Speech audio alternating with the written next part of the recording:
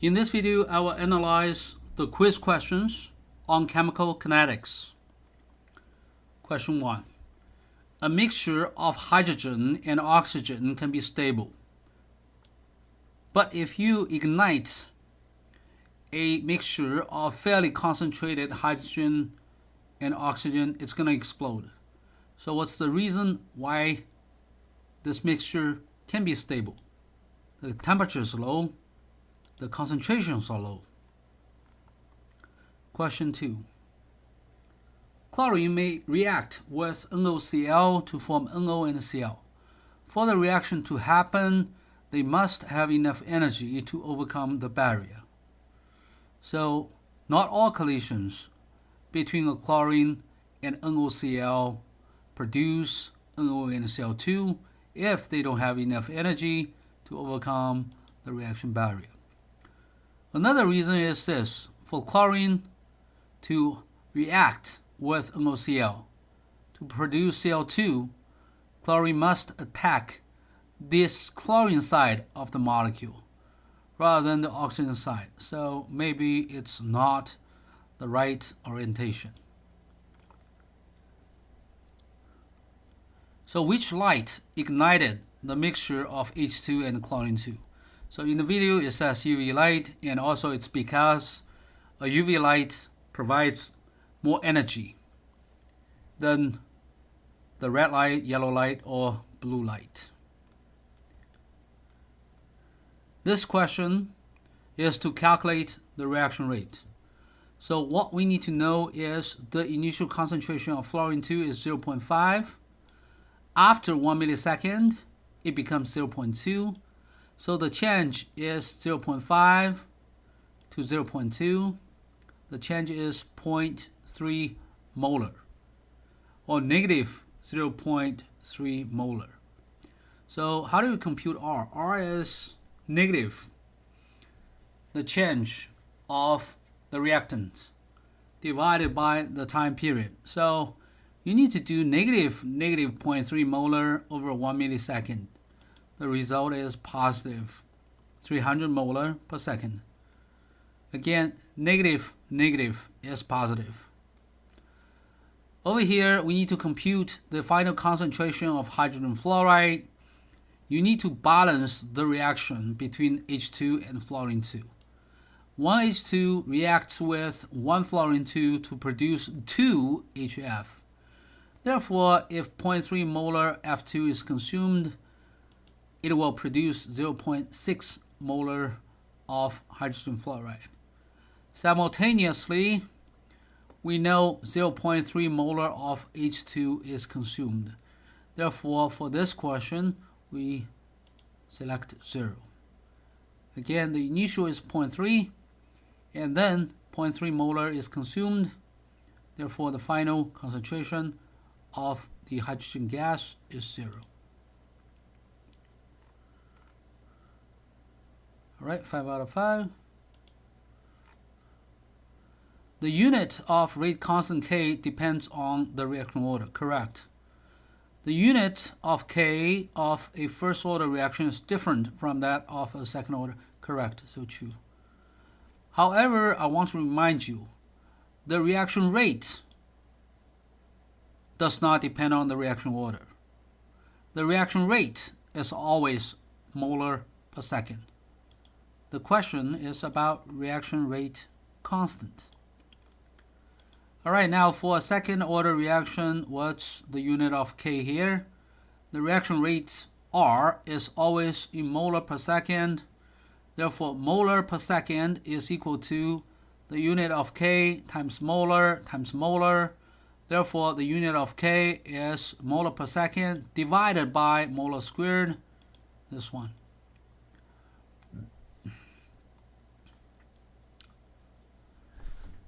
This is about the reaction order. So when the concentration of A increases 5-fold, the reaction rate increases 25-fold. Therefore, this is 5 squared. The reaction order with respect to A is 2. A more robust algorithm is to take the logarithm of 25 divided by the logarithm of 5, and then you'll get 2 as well. And by the way, you can use any base. You can use natural logarithm. You can use log 10. In this case, I would use log 5. So log 25 with a base 5 is 2. And log 5 with a base of 5 is 1. So 2 over 1 is 2. But again, you can use natural logarithm.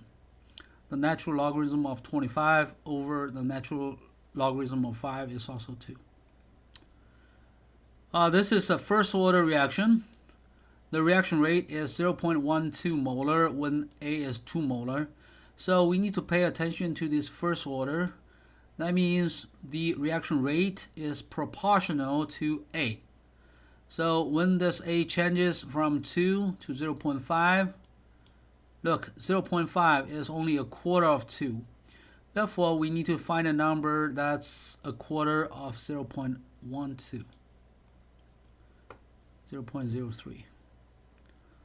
Now we're looking at a complex reaction mechanism. It's complicated. However, we can also measure the reaction rate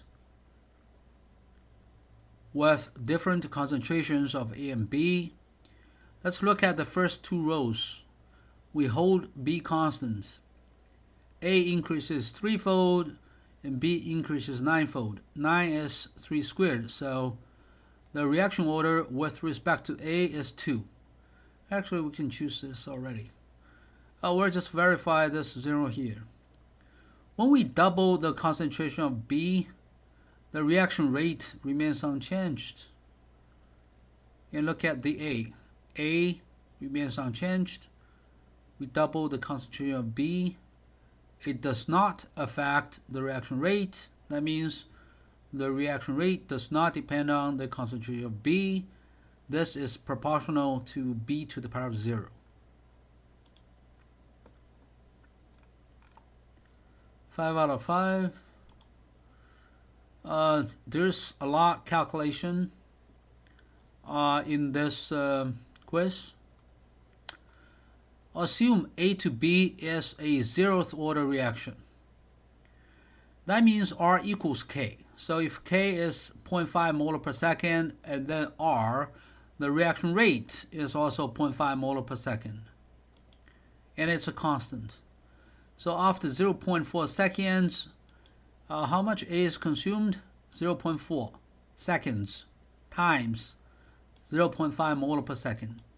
Therefore, 0.2 molar of A is consumed. The initial is 1, 1 minus 0.2, you get 0.8. Again, 0th order reaction. After 4 seconds, well, if you just use 0.5 times 4, you get 2 molar. So, intuitively, you would say maybe 2 molar of A is consumed, but the initial concentration is only 1 molar. Therefore, after 2 seconds, the concentration of A becomes 0. And it stops there. No more reaction. So it's going to be just 0. Right? Don't choose negative concentrations. That does not make any sense. Now, first order. You do need to know what's the equation of the concentration of A in a first order reaction. So A equals A naught times e to the power of negative kT. A naught is 1 molar. E to the power of negative kT. So kT is 1. 0.5 times 2, that's 1. E to the power of negative kT is e to the power of negative 1. E to the power of negative 1 is 0.37. Therefore, the answer is 0.37 molar.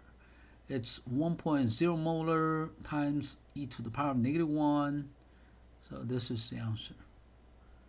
If we look at the same question, you know the concentration of A changes from 1 to 0.37.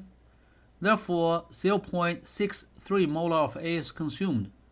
That means 0.63 molar of A is converted to 0.63 molar of P.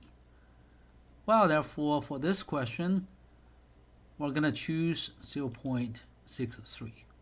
So this question is almost exactly the same as the previous question, except that we're asking about the concentration of P instead of A. Now, second order. Second order reaction, we have a different equation. It's 1 over A equals 1 over A naught plus KT. 1 over A naught is 1. K times T is also 1. And make sure that you have the consistent use of the units in the equation. Alright, so 1 over A is 1 over 1 molar plus, this is also 1 over 1 molar.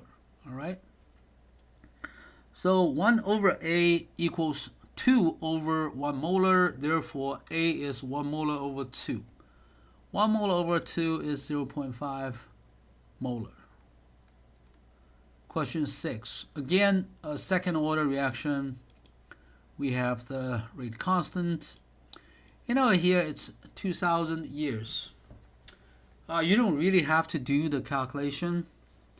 After 2,000 years, you'll see K times T is huge. Therefore, 1 over A equals 1 over A naught plus a huge number. Therefore, 1 over A is huge. Therefore, A is 0. Alright, so the final concentration of A is going to be 0. And what does that mean? That means this 1.0 molar of A is completely consumed to produce 0.5 molar of P. Why is that? There's a 2-to-1 ratio here. If 1.0 molar of A is consumed, it can only produce 0.5 molar of P because 2A become 1P. So that's why we choose 0.5.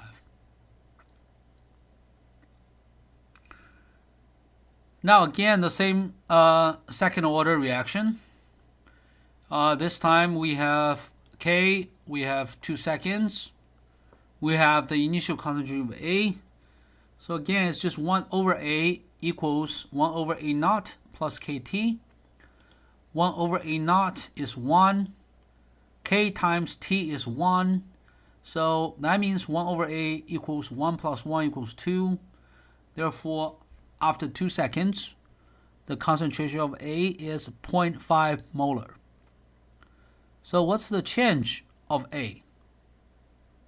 The change of A is, again, we start from 1 molar. We end up with 0.5 molar after 2 seconds. The change is 0.5 molar. But do not choose 0.5. Again, 2 A's become 1P. So therefore, 0.5 molar of A become 0.25 molar of P because of the ratio of this coefficients.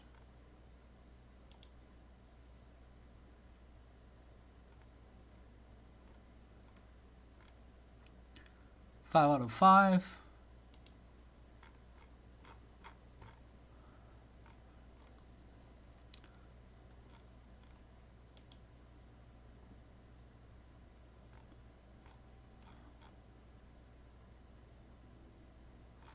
Now let's work on this one. Preview. The half-life of the first order reaction is 25 seconds. Calculate the rate constant. So we need to use the equation for half-life. The equation of half-life for first-order reactions is simple. It's ln2 over k. Therefore, k is equal to ln2 over half-life. All right, so our goal is to calculate this rate constant k. So rate constant k is ln2 over 25. ln2 is roughly 0.7. 0.7 over 25 is just 0.028. So also we can use Wolfram alpha to compute just ln2 over 25. Maybe I should just do this 2 and then over 25.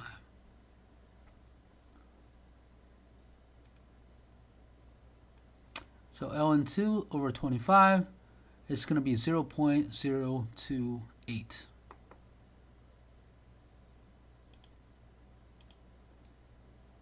Okay. The rate constant is 25 per second. Calculate its half-life. Well, again, we use the equation for half-life of the first-order reactions. The half-life is ln2 over k, so it's going to be ln2 over this 25 per second. Same number, 0.028. The rate constant of the second-order reaction is 2.5. This is molar to the power negative 1, second to the power negative 1. Calculate its half-life. The half-life for the second-order reactions is 1 over k times the initial concentration of the reactant. We don't have the initial concentration, therefore it cannot be determined. Question 4. This time I gave you the initial concentration of A, I gave you K, so it's going to be 1 over 2.5 times 0.4. 2.5 times 0.4 is 1. 1 over 1 is 1. The unit is second.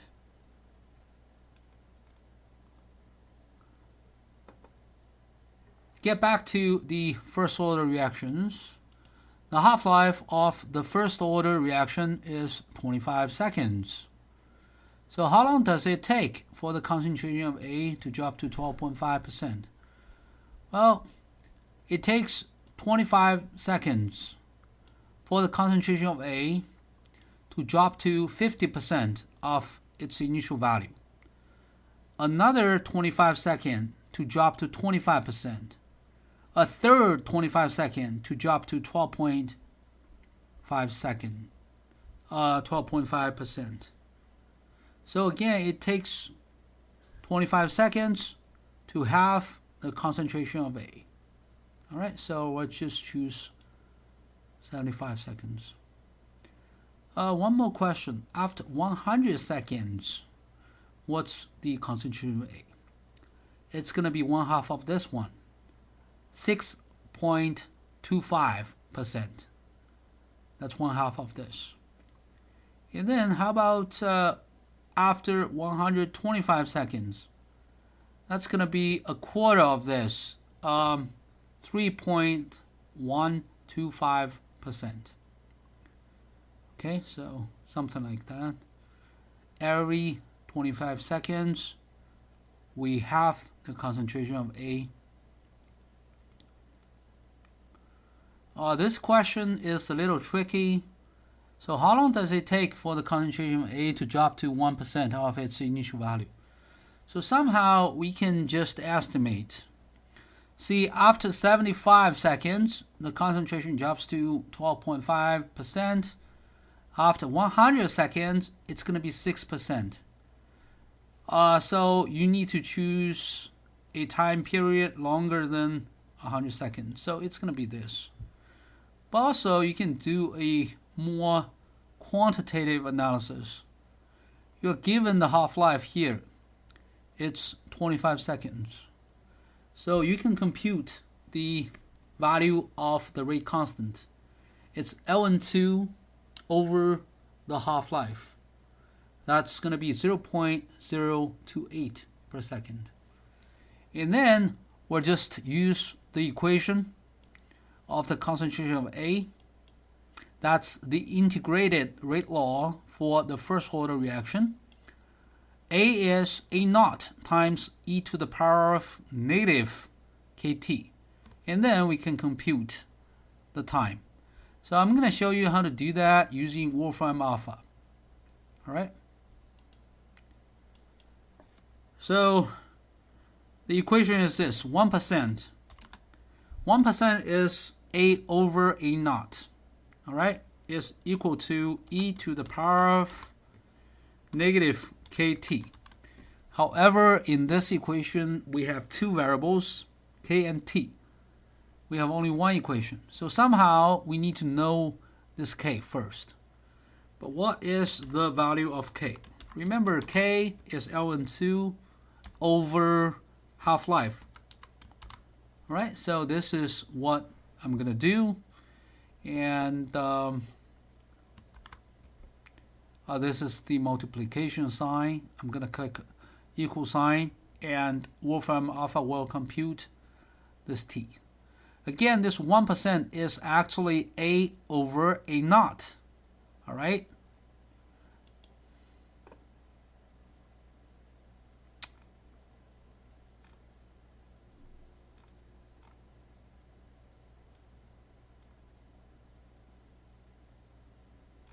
Somehow it didn't calculate this equation. We do have a result here. It's 1% equals 2 to the power of negative t over 25. We can further plug in this number here, this equation back into here. I'm going to replace this with 0.01, okay, and then 2 to the power of negative t over 25. So what I will do is I will do 2 to the power of negative t over 25. Let's see if Wolfram alpha will finish the calculation. All right, so it did finish the calculation. T is 166 seconds over here.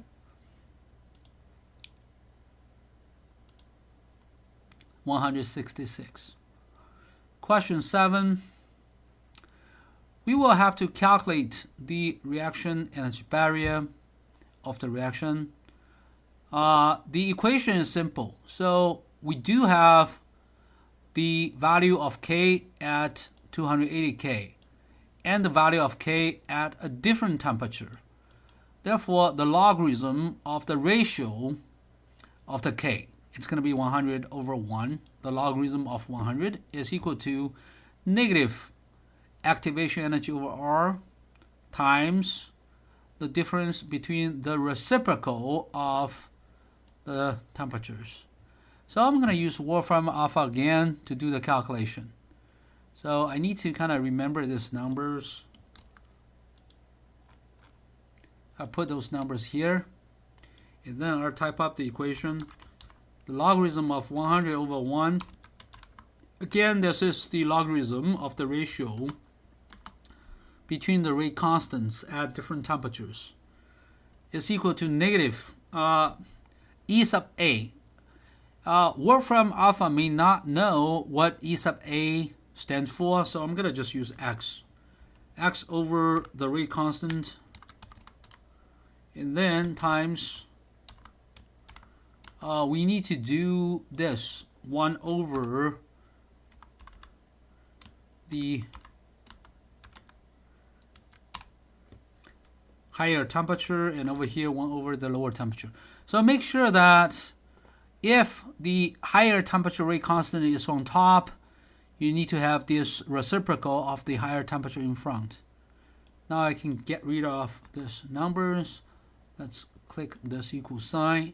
Wolfram alpha will do the calculation. Okay, over here, this is logarithm of the ratio of the rate constants equals the activation energy over R times 1 over the higher temperature minus 1 over the lower temperature. This is K of the higher temperature. This is K of the lower temperature. Also, there's a graph, but anyway, let's look at the answer. It's a big number because we have used the SI units during our throughout our calculation. Therefore, this number is in joule per mole. So how do we convert this joule per mole to kilojoule per mole? Well, it's just 160 kilojoule per mole. So let's get back to the quiz, 160 kilojoule per mole. Similar question, but now this K is different. It's 3.2, not 100. So I would use Wolfram alpha again. I just change this to 3.2. All right, and then click equal sign.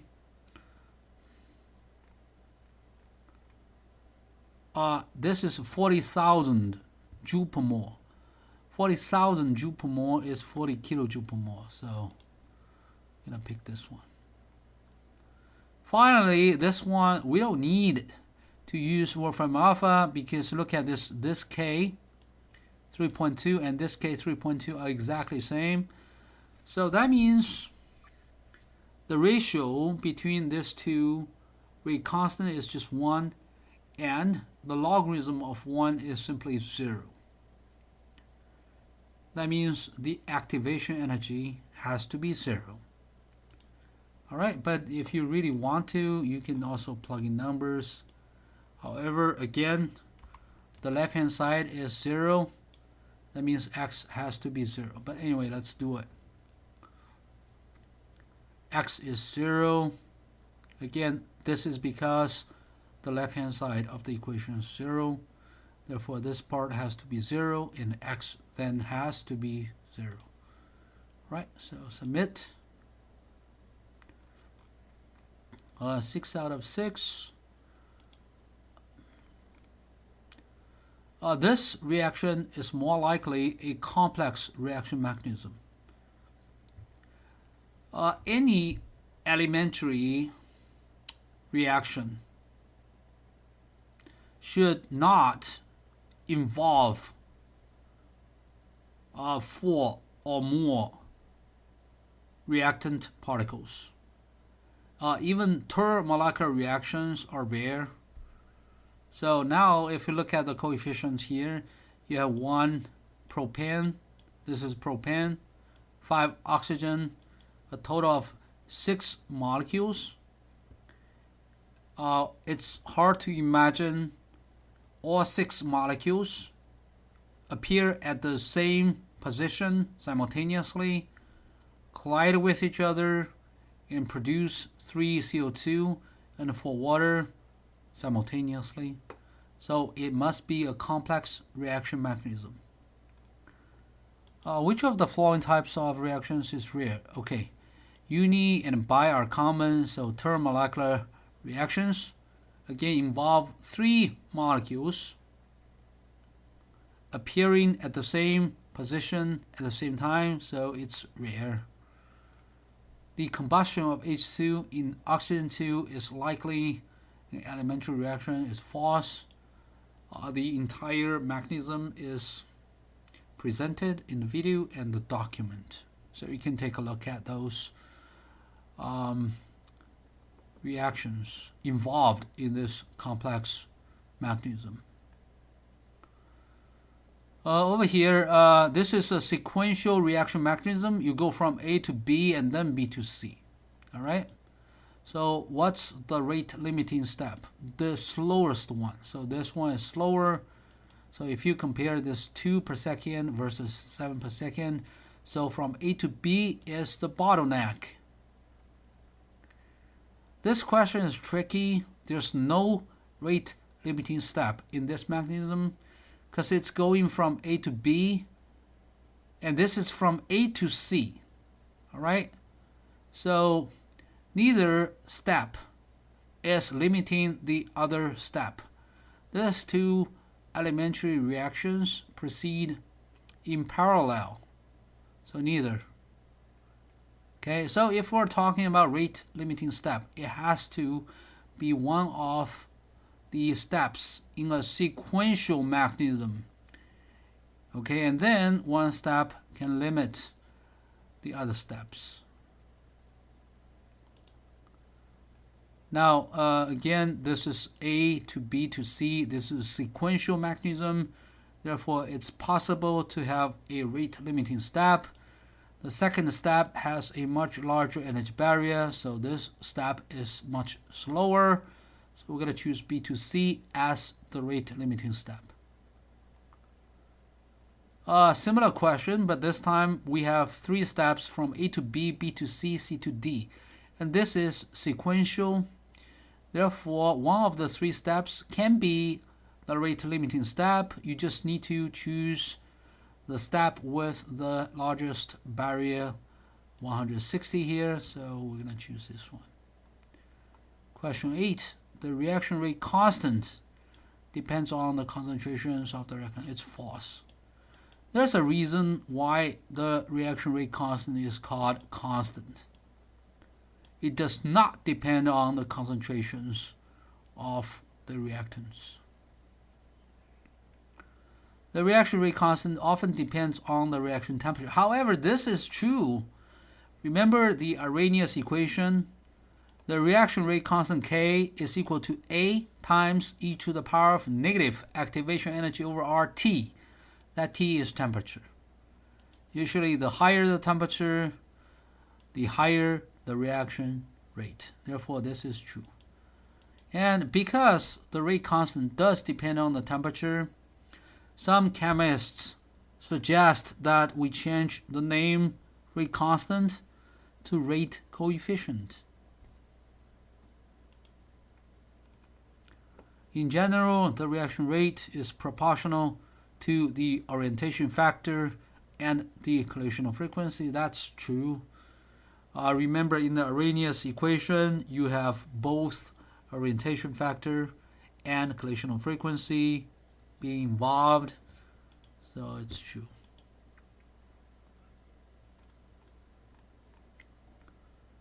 Five out of 5. Assume A to B and B to A are a pair of reversible reactions, so you can go from A to B and B back to A. At equilibrium, the concentrations of A remain unchanged, only because the forward reaction rate is equal to the reverse reaction rate. It's not because these reaction rates are 0. It's because they cancel. So I'm going to choose false. Again, we have reversible reactions from A to B and B to A.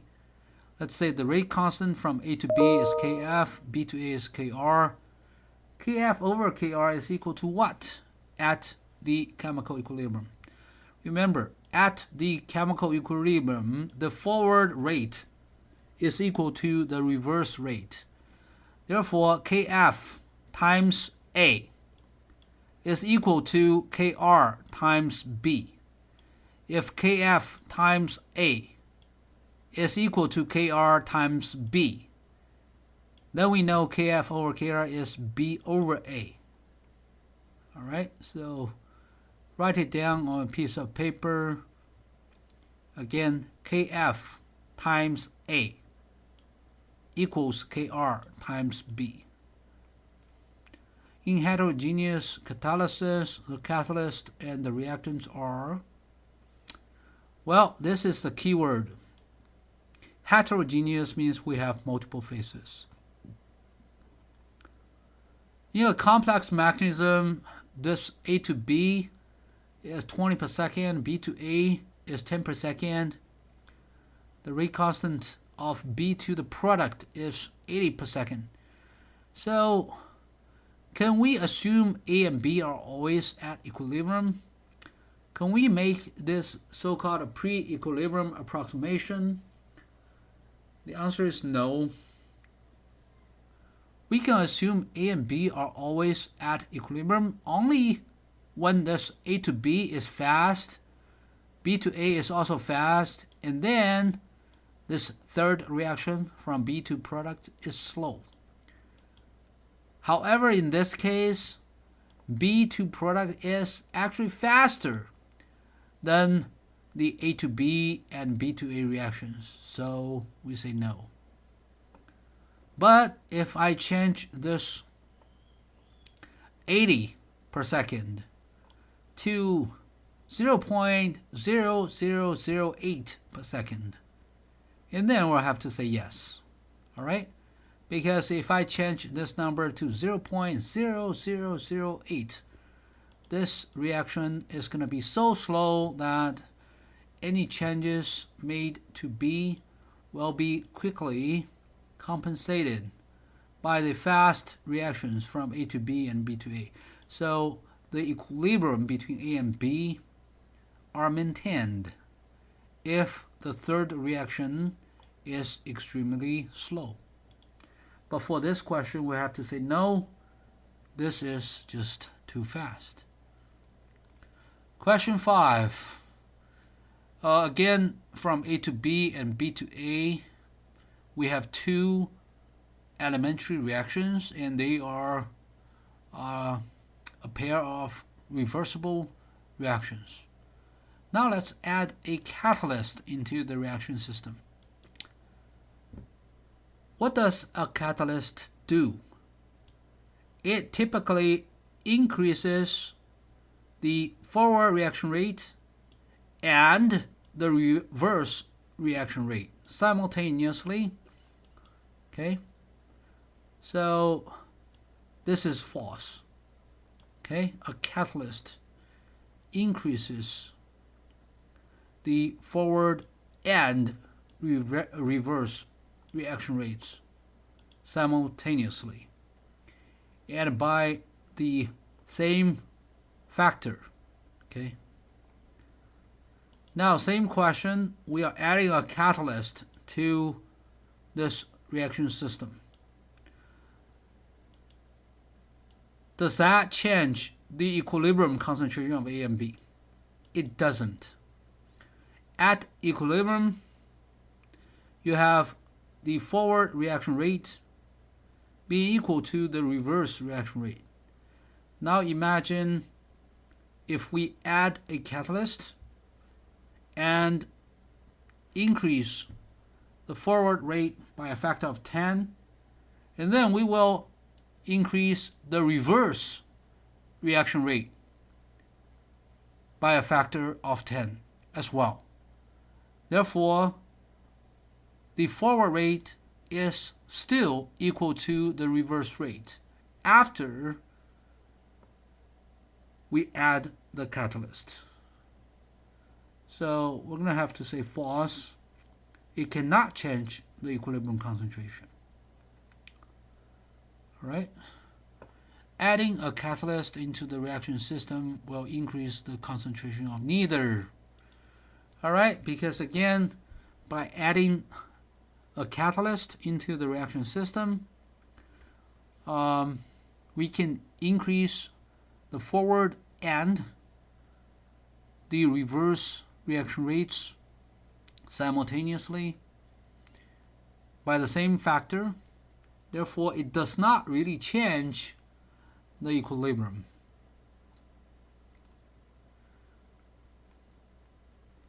Question 8.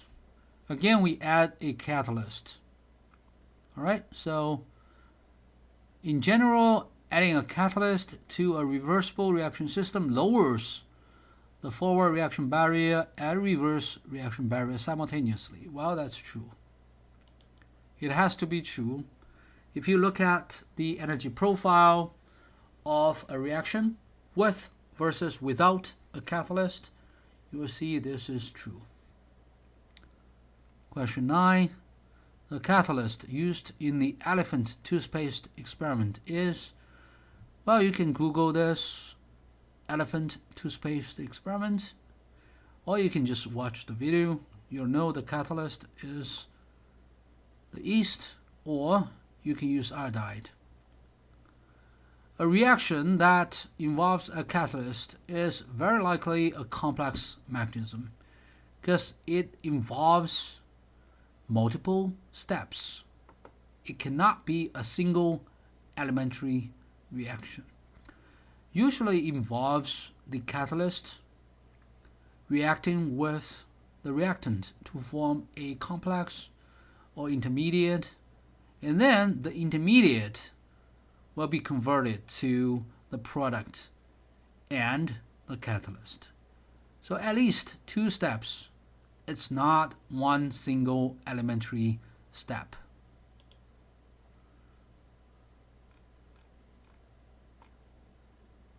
Oh, 4.5 out of 5, so we're going to have to check. This is incorrect.